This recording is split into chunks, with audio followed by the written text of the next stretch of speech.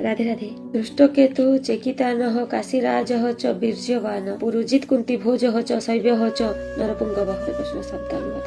धृष्टकेतु चेकितानः चेकितान काशीराजः काशीराज च मध्य वीर्यवान् अत्यंत शक्तिशाली पुरुजित् कुन्तीभोजः कुन्तीभोज च एवं शैव्यः शैव्य च एवं नरपुङ्गव। लोक समाज रे थिबा वीरगण जेतेबेले दुर्योधन जाई द्रोणाचार्य को वर्णना करुछन्ति कि पांडव मानक मध्यरे किए बहुत शक्तिशाली अछन्ति सेतेबेले से कहउछन्ति युजुधान विराट द्रुपदଙ୍କ परि बहुत भल योद्धा अछन्ति।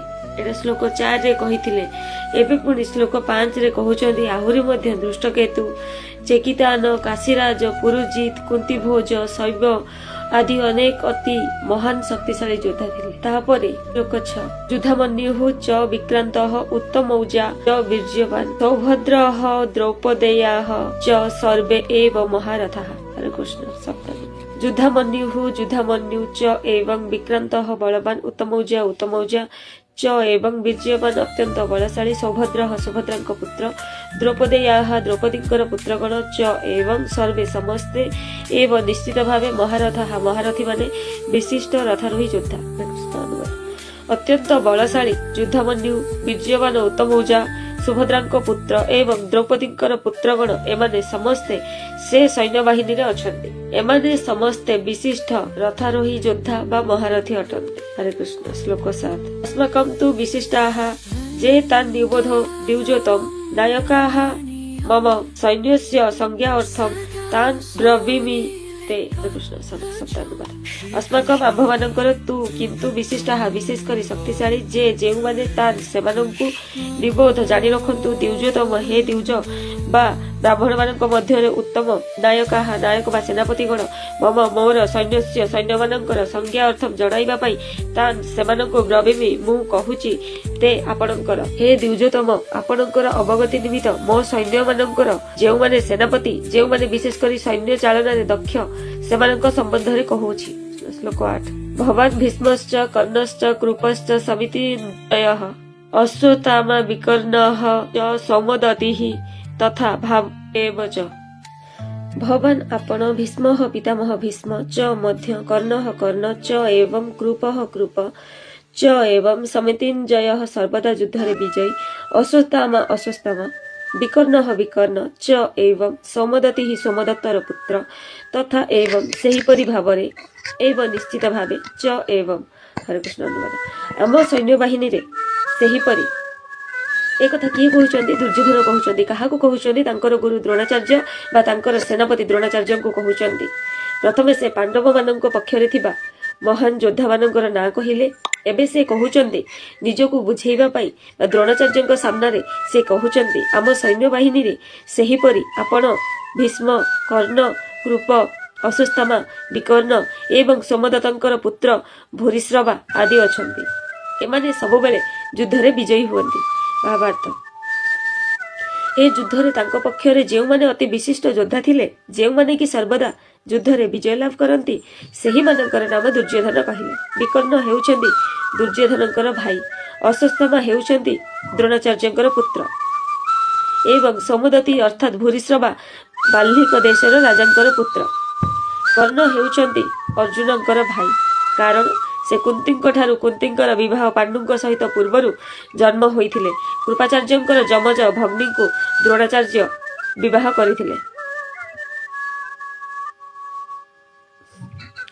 कर्ण हेउछन्ति अर्जुनଙ୍କର भाई। कर्ण कुंतीଙ୍କର पुत्र ज्येष्ठ पुत्र। जेतेबेले कुंती को गोटे वरदान मिलिला से जेउ प्रभु को डाकिबे से प्रभुंकर अंश पुत्र होई से लाभ करि परिबे। एही वरदान को से परीक्षा करिया पई सत कि मिछ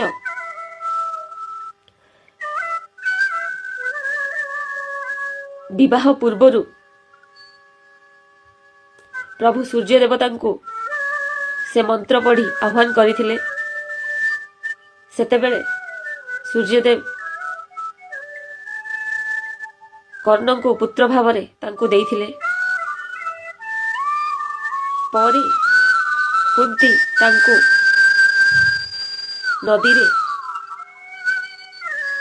ଭସେଇ ଦେଇଥିଲେ।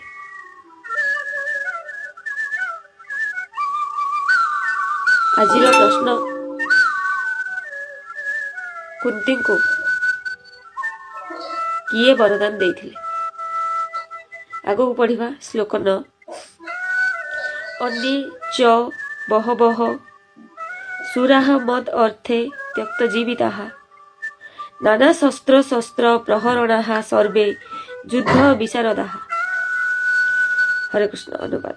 ଅନ୍ୟେ ଆହୁରି ଅନେକ, ଚ ମଧ୍ୟ ବହବଃ ଖୁବ୍ ଅଧିକ ସଂଖ୍ୟାରେ, ସୁରାଃ ବୀରମାନେ, ମଦ୍ ଅର୍ଥେ ମୋ ପାଇଁ, ତ୍ୟକ୍ତ ଜୀବିତାଃ ଜୀବନ ଦେବାକୁ ପ୍ରସ୍ତୁତ, ନାନା ଅନେକ ଶସ୍ତ୍ର ଶସ୍ତ୍ର ପ୍ରହରଣାଃ ସଜ୍ଜିତ, ସର୍ବେ ସେମାନେ ସମସ୍ତେ, ଯୁଦ୍ଧ ଯୁଦ୍ଧ ବିଶାରଦାଃ ରଣକୌଶଳ ଯୁଦ୍ଧ ବିଜ୍ଞାନର ଅଭିଜ୍ଞ। ହରେ କୃଷ୍ଣ। ଅନୁବାଦ।